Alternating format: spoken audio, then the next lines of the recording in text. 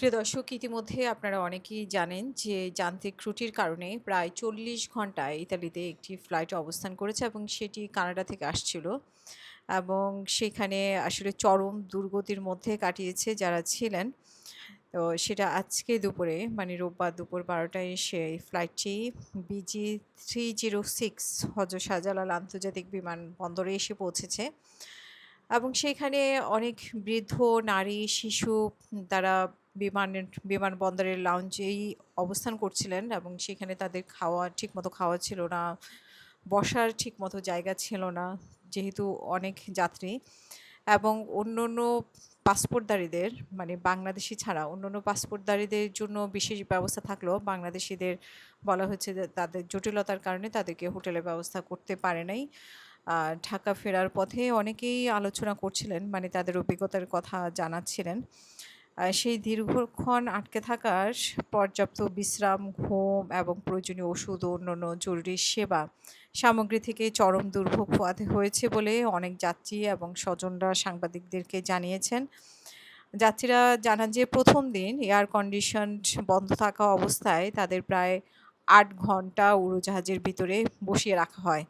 এতে অনেকেই অসুস্থ হয়ে পড়ে এবং পরে তাদেরকে টার্মিনালে নিয়ে যাওয়া হলেও অন্তত ১৭৪ জন যাত্রী হোটেলে থাকার সুযোগ পাননি। বাধ্য হয়ে তাদের বিমানের লাউঞ্জ ও অন্যান্য স্থানে রাত কাটাতে হয়েছে।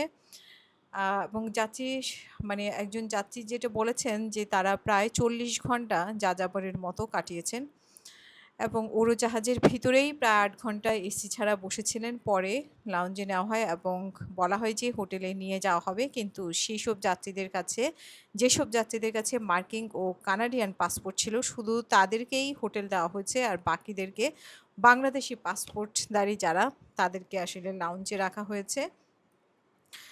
এবং বিভিন্ন যাত্রী বিভিন্নভাবে তাদের অভিজ্ঞতা শেয়ার করেছেন। আরেকজন যেটি বলেছেন যে উড়োজাহাজের ভিতরে প্রায় ৩ ঘন্টা বসিয়ে রাখার পর তারা কারিগরি ত্রুটির কথা জানতে পারে এবং তারপরেও প্রায় ৫ ঘন্টা পর তাদের উড়োজাহাজ থেকে নামানো হয়। মানে মোট ৮ ঘন্টা তারা এসি ছাড়াই বসেছিল এবং যান্ত্রিক ত্রুটির কথা তখনও বুঝতেই পারেনি।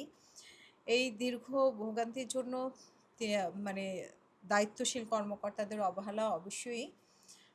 কারণ দীর্ঘ পথ ধরে যারা আসেন এবং যারা এই কাজগুলোতে নিয়োজিত থাকেন তাদের আরও সিনসিয়ার হওয়া উচিত, যেহেতু এরকম ঘটনা সেখানে একটি প্লেনে বয়স্ক থাকে, শিশু থাকে।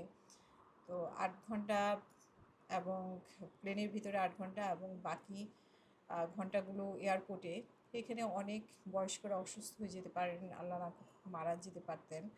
তো সেক্ষেত্রে কিন্তু ব্যাপারগুলো অন্যরকম হতে পারতো আর কি। তো সেখানে আরও অনেকেই শেয়ার করেছেন তার বাবা ৩ বার বাইপাস ও সার্জারি ছিল। এই ফ্লাইটে লম্বা সময় দুর্ভোগের মধ্য দিয়ে একটু ঘুমাতে পারেনি এরকম বলা হয়েছে। শিশুদের নিয়ে ভ্রমণরত কিছু পরিবার ডায়পার এবং শিশু খাদ্যের সংকটে পড়েছিল।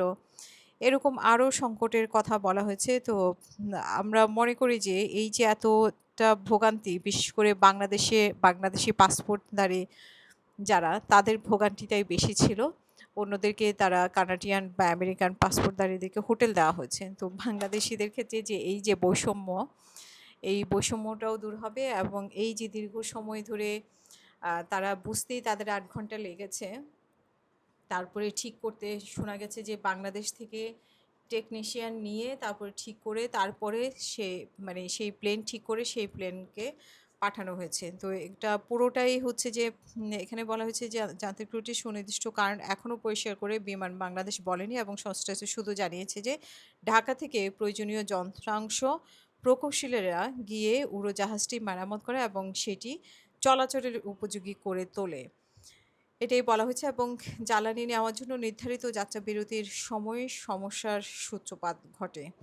যাই হোক, এগুলোর ব্যাপারে আরও সচেতন হবে বলে আমরা আশা প্রকাশ করি এবং এইভাবে যাত্রীদের দুর্ভোগ হবে না। যারা অনেক দূর জার্নি করেন তাদের এই বিষয়গুলোতে যারা সংশ্লিষ্ট কর্তৃপক্ষ আছে তারা অবশ্যই এগুলোর প্রতি আরও নজর রাখবেন বলে আমরা আশা করি।